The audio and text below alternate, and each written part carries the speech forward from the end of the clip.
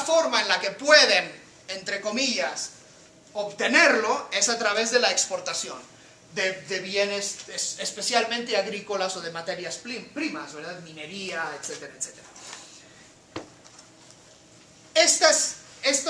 La producción de materias primas y de agricultura requiere una mano de obra barata, o por lo menos relativamente barata, ¿verdad? Que en los Estados Unidos estaba llenada por el modelo de la esclavitud.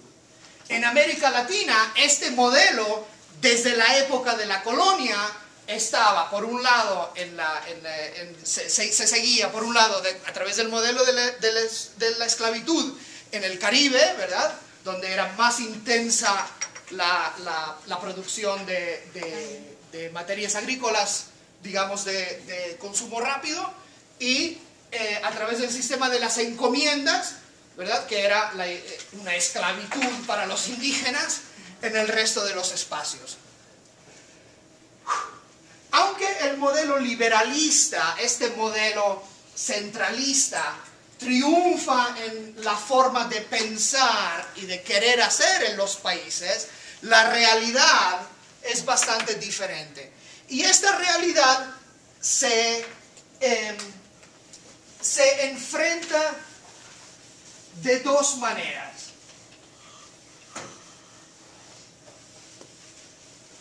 Uno es este modelo que sigue la prosa del realismo y el naturalismo. El realismo y el naturalismo surgen en Francia, en la literatura francesa, a mediados del siglo XIX, alrededor de 1840 y pico, según a quien le preguntamos, uno después de otro. El realismo busca representar, digamos, la realidad de una forma de tipo fotográfico, por decirlo de alguna forma, ¿verdad? Una novela realista tiene unas descripciones muy largas del paisaje, de un personaje, ¿verdad? Vemos a un personaje como si lo estuvieran dibujando directamente. Y el énfasis del realismo está precisamente en su idea de, al contrario del romanticismo, ¿verdad? Que llenaba de emociones todo el paisaje y todos los personajes, etc. Esto lo que busca el realismo es una especie de objetividad, ¿verdad?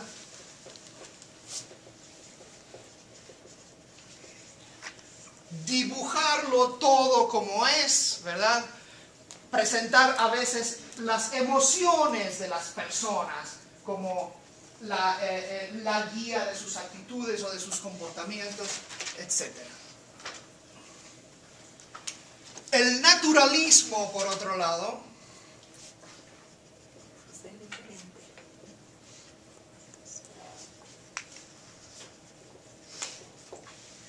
tiene dos preocupaciones diferentes. El naturalismo surge un poco después del realismo en Europa. Y lo que el naturalismo busca hacer a través de la literatura es presentar especialmente, ¿verdad?, imágenes, entre comillas, realistas, pero de lo que no funciona dentro de la sociedad del capitalismo o de la sociedad burguesa, ¿verdad? Las novelas de Charles Dickens son por lo general naturalistas. ¿Qué pasa en un cuento como, ¿qué conocen de Dickens? Oliver Twist. ¿Qué pasa en Oliver Twist? ¿Perdón? Bueno, trata de Oliver Twist, que es un huerfanito, ¿verdad? ¿Dónde vive Oliver?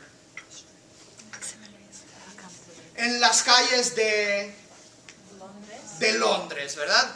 Que Londres en la época de Oliver Twist es una ciudad sucia y una ciudad pobre. ¿Y qué hace Oliver Twist? ¿Se va por la calle y con quién se junta? ¿O de qué trabaja? ¿De qué roba él? Es un ladrón. Sí, un hombre que tiene una casa llena de ¿Llena de niños? Sí, ¿Huérfanos? Sí. son ladrones. Y les enseña a robar, ¿verdad? Sí. ¿Y por qué sobrevive el pequeño Oliver?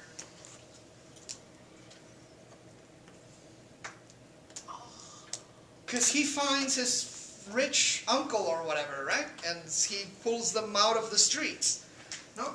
Pero la idea es esa, la representación de Londres de mediados del siglo XIX, una ciudad industrial que es la capital del imperio más grande del mundo en ese momento, ¿verdad? Del imperio británico, de repente se va presentando como un espacio que no es de orden, organización, ni razón, ni ¿verdad? Leyes o industria, sino que es un mundo lleno de víctimas de todos estos procesos.